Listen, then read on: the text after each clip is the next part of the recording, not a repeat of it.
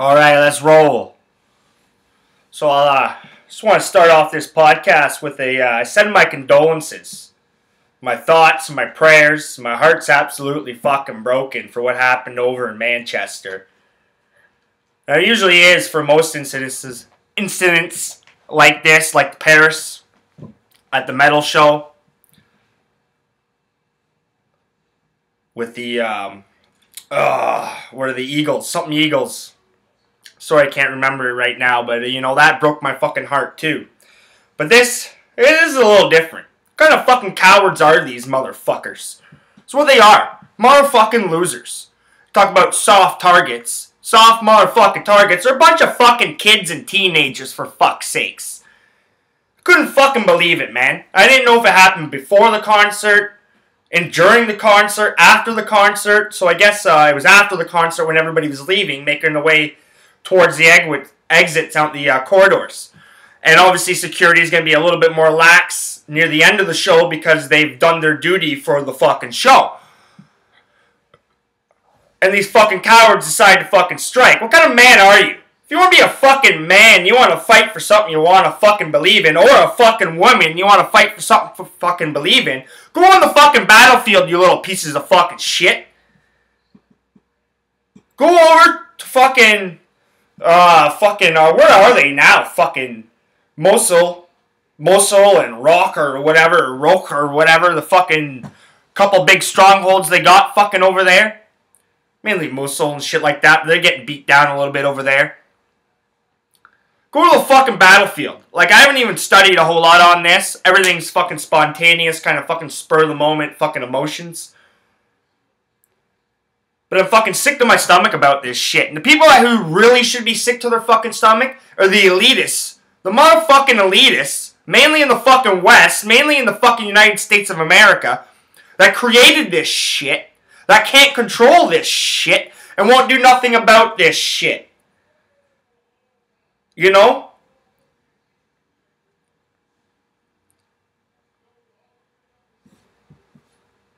And I wouldn't be shocked if this came from the fucking refugee situation. It's still ongoing. But I wouldn't be shocked if this stems from fucking some refugees either in Belgium and Germany. And this probably stems from the fucking mass exodus from the Middle East and fucking when Germany opened their fucking doors. And allowed, what, fucking like 2 million plus fucking refugees in and shit like that. And then they fucking get into Europe. And then they can travel anywhere they fucking want, man. And they end up in Belgium and shit like that. You know, like Angela Merkel tried to do something nice. Tried to do something good. She tried to help some fucking people. They just weren't fucking prepared for it. They didn't think about it fucking properly. Like fucking any normal person would fucking think about it. Look at the situation going on over there. Look at their motherfucking tactics. And you're just gonna fucking open the door without properly fucking identifying and checking everybody? And even so, who's to say that they can't fucking sneak through with identification and all this shit, man? Like, they ain't fucking around. So the fucking cowards, man. And like Manchester. It's Manchester. It's my fucking town. Just as much as it is any fucking Manchestertonians. It's my first fucking city I went to in Europe. First fucking ground, first soil I fucking stepped foot on in fucking Europe. Because of those motherfuckers right there. And the history of fucking Manchester. That's why I went there. I didn't want to go to Heathrow or London first. I went to Manchester.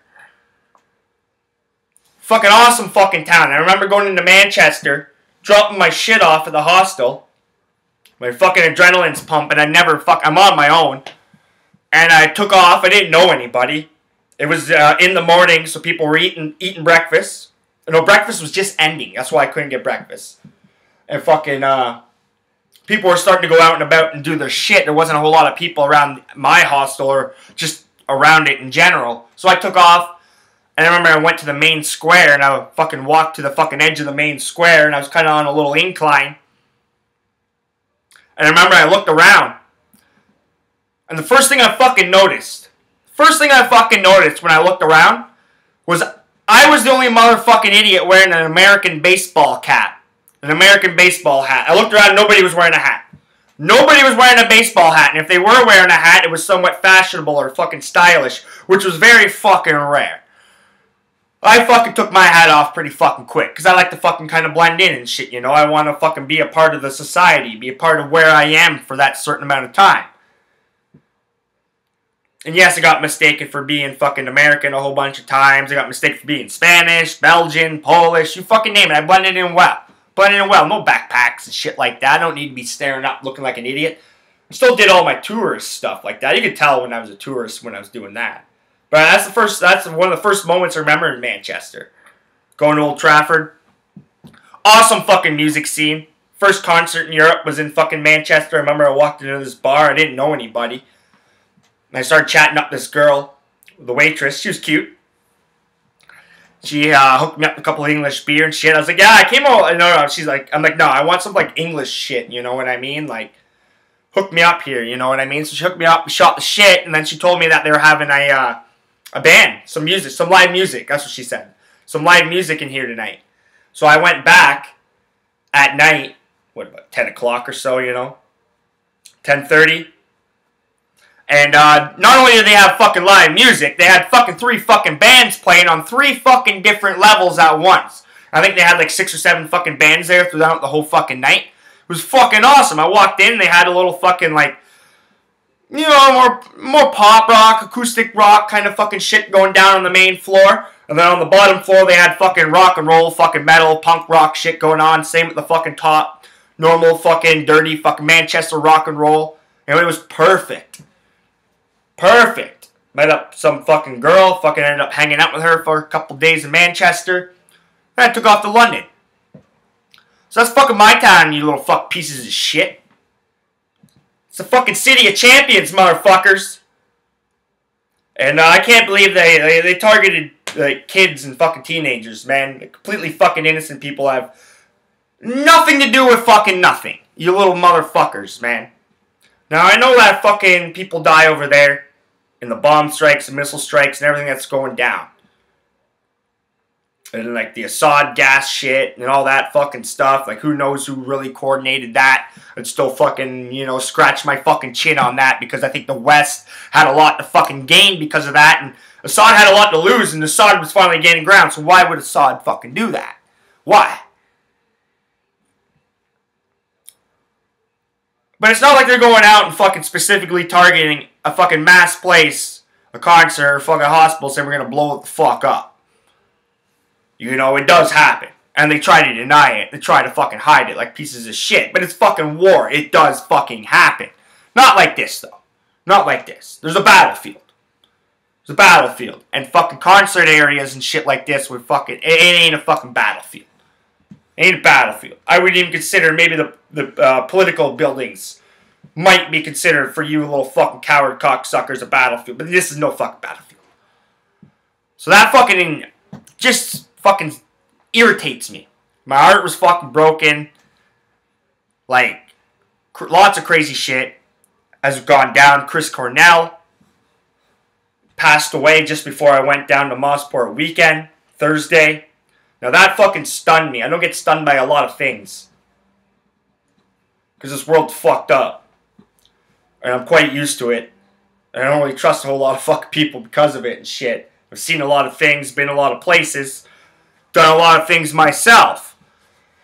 So not a lot of things shock me in this fucking world.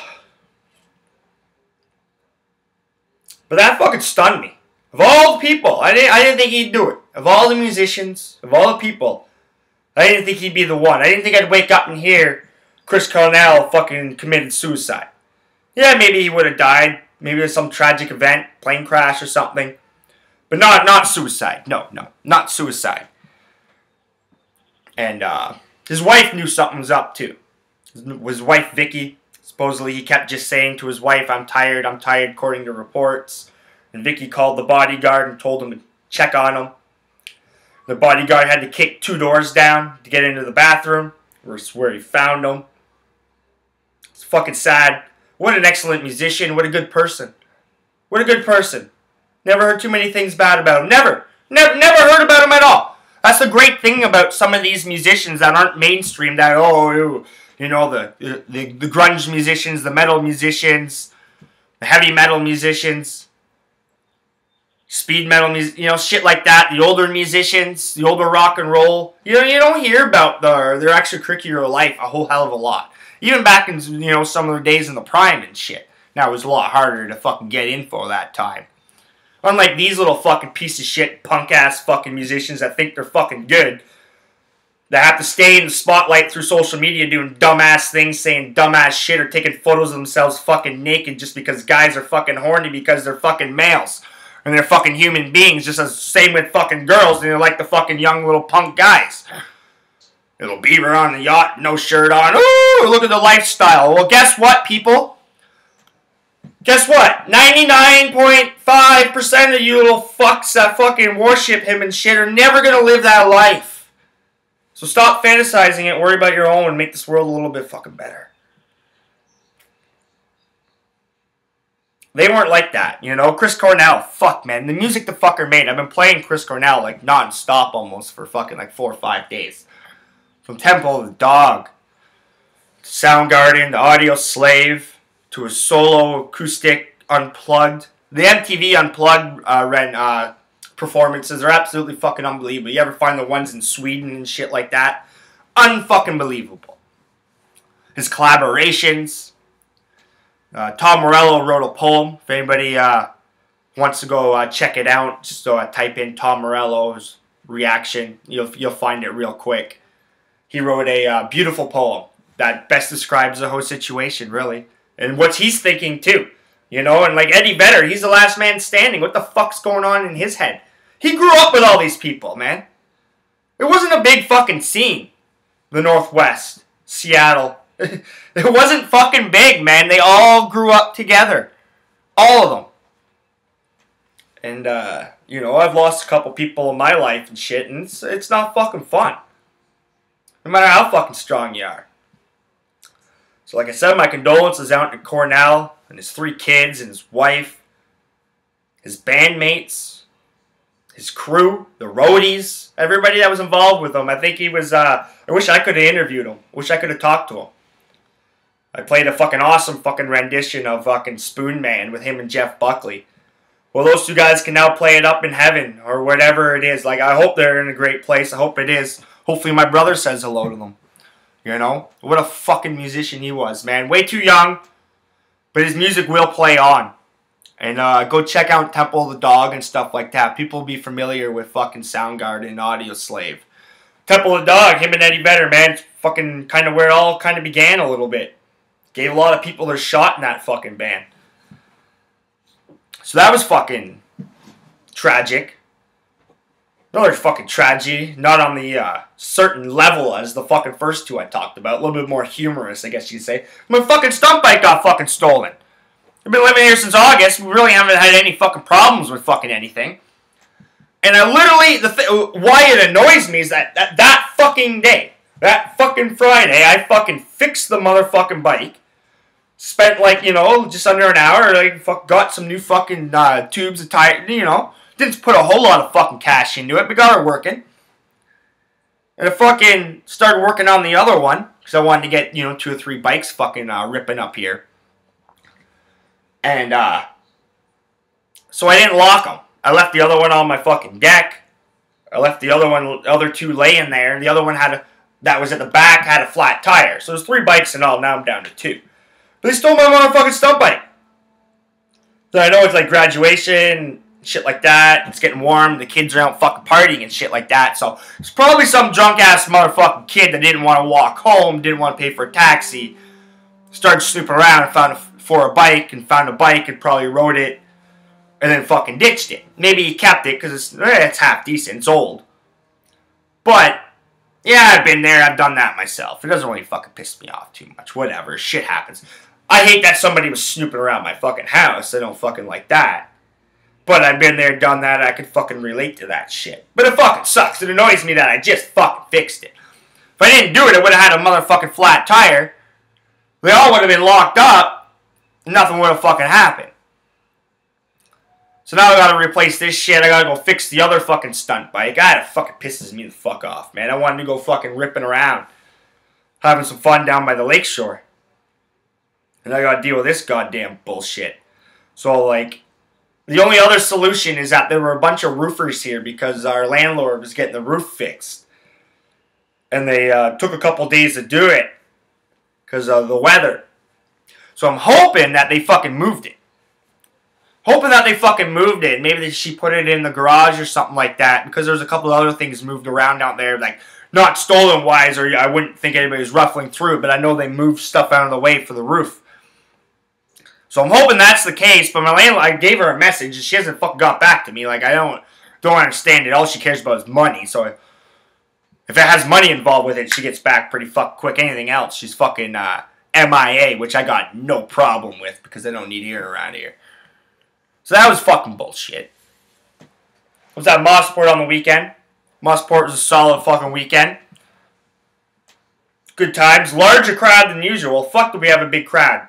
Usually we have a much smaller fucking tight-knit group and we meet people and shit like that. Next thing you know, we have a bigger crowd, but we don't necessarily know everybody, and we're just kind of getting to know everybody and just fucking party it up. This time we had a fuck big-ass fuck crowd of people we all fuck kind of grew up with and shit, so didn't really get the socializing aspect of it. Kind of fucking sucked, but hanging out with my friends, shit that I don't really see too often. Kind of nice. Weather was fucking nice. Got fucking burnt. A couple of our friends got fucking burnt. Fucking noses, face. Fucking hilarious. My neck got it bad. That's about it. Pissed down rain Sunday for the Can-Am 200. That was alright though. It was fucking sure made things fucking interesting. But it was a cold rain and it was a bitch to fucking watch. And I was wet and run out of smokes. And I was bumming smokes off people. And it wasn't enjoyable to say the fucking least. But everything else I led up to it was fucking awesome. It was a fucking prick to some random guy though. Saturday night. He fucking tripped me the fuck right out, man. Like, sitting there. The guy that owns the campsite's not there. He wasn't feeling well, so he went home. First and foremost. So everything kind of went down like, fuck, man. Like, I don't even know if we had the camping pass. I really don't know if we did. But, this random guy just fucking came to our camp. And, everything was kind of cool at first. We don't really care. Everything was cool at first, and he kind of shut the shit. He was fucked up, said he was lost or whatever, blah, blah, blah. And then we just kind of had, you know, fun, casual fucking talk or whatever. And then I left, he kept talking with people or something like that. I came back and he was gone. And I sat there and I shot the shit for about 15 minutes. And all of a sudden, I don't know how, it just, bam, like, it's just how it fucking works. I just happened to turn my head and all of a sudden I saw him, like, fucking coming up, like, right there. And he stood up beside me and it's like, whatever. And I kept shooting the shit or something. And one of the girls started trying to talk to him or whatever. And back to he was lost or something like that. And then he said that, this is my campsite. And the girl was like, no. And he's like, yeah, this is mine. He kind of started getting like that a little bit, right? Like, no, yeah. And I was just looking at the situation. And, so then I jumped in. I just said, so why are you here? Like, what do you want? And he just kind of looked at me with a dumbfounded fucking face. I said it again. I'm like, why are you here? And he didn't say anything. And then he started to say something to the fucking girl again. About the little argument kind of deal they fucking kind of were having. It wasn't even really an argument, but it was just, you know. But the camp, just a little disagreement. And all of a sudden, I heard a fucking noise. It sounded like a walkie-talkie. Like, a couple fucking times. And it went, and I just fucking looked at him. And I looked at my fucking buddy beside me, and he looked right at me. We made fucking eye contact. We looked back at the guy. I said, what the fuck is that? And he pulled out, and it was his phone. It looked like he had made a pocket call. I don't know. I don't know if it was a pocket call, if he was recording at that point, who was on the other end or whatever the fuck that was, but I was just like, no, dude. You can fucking leave right now. You can fucking walk that way. And he just fucking turned around and he fucking left. I said it pretty fucking serious at that point. I wasn't fucking around, man. There's people there. We're doing what we're doing. And families and shit like that. And I didn't know what the fuck that shit was. So I didn't want to deal with it either at that time. So that was fucking interesting, to say the least. Rattled some people about that. Usually people don't see me like that. But then again, you know, just starting to come back to being myself a little bit more often and shit. Been too nice. Been too fucking nice over the last year and a fucking half. Been too nice. But that's what happens. We gotta deal with some shit and stuff like that, right? But, no, I wasn't taking any fucking chances. Fuck that shit. Not in this fucking world. And other than that, my last fucking kind of crazy story that I missed over the fucking weekend was fucking Enes Kanter. Fucking center at Oklahoma City Thunder. Fucking, he got fucking detained over the weekend in fucking Romania because his native country, Turkey, fucking canceled his fucking passport and ripped it the fuck up because he's got political views against Erdogan, who happened to be in the United States fucking not so long ago, very recently. It was this past week or whatever. And Enes Kanter's gone on social media a handful of times to display his disgust and difference of the Erdogan political views, which he's got a very good fucking point. Don't know, he's like saying he's like the Hitler of our fucking time and shit like that. I don't know if I'd go that fucking far, because I've seen some other crazy fucking shit, but I don't think he's the fucking nicest of guys, to say the least. That's just my opinion. But he got fucking detained. His passport fucking ripped up, and fucking he was posting from the fucking airport and shit like that with the security guards and stuff. The security guards were having a fucking blast. They didn't really know what the fuck was going on or really care. They just knew this big, huge fucking 7'1" guy or whatever is fucking hanging around them. You could just fucking whip them around if you really fucking wanted to. You could just fucking pick them up. Give them the old Undertaker double fucking choke slam. So that was fucking interesting. I haven't heard a whole lot about this story. I'm going to fucking dig into it a little bit more, just because he's not a big pro athlete. But neither is fuck Colin. Colin Kaepernick just happens to be a starting fuck quarterback in a fucking football mad fuck country, United States of America. Enes Kanter is a pretty damn good fucking basketball player. Pretty fucking damn good. But I guess a whole bunch of things. He's had a shady little time. Like, he was denied his college entry because he had already gotten paid by a professional club in Turkey and stuff like that. So I'm going to dig in a little bit more about Enes Kanter, his story, and the situation. I'll be able to give you guys some real facts and a real story behind it. But go check it out for yourselves. Pretty interesting story, to say the least. Remember, you can find my work on Twitter at KJohnstonMic'dUp. You can find my work on my website, KyleJohnsonMic'dUp.wordpress.com. And once again, man, like, fuck, man. My heart's broken for everybody that had someone hurt or lost somebody or even affected by it, man. Just even affected by it. Over in Manchester. And don't let it fucking stop you from you guys going out and doing stuff. That's the real point of terror, is the fucking disrupt ordinary life. So go out and live your fucking lives. Manchester, they take on Ajax tomorrow in Stockholm. In the Europa League final, Champions League fucking position on the line. Go out and support the fucking lads in red. But yeah, my heart's broken for everybody that was affected by it, man. That's just awful. Awful. Absolutely fucking awful. As I can see right here, Air Canada Centre, MLSE, just released a statement about fucking security and shit like that. This is going to affect everything. Fucking everything. I went to Euro 2012. And it was fucking intense, man. That was after a couple fucking terror attacks and stuff like that.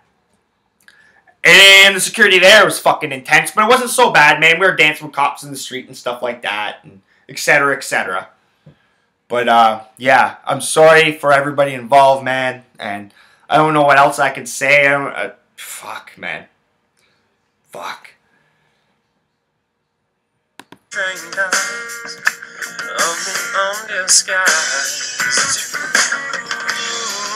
Fake meaningful gestures that I could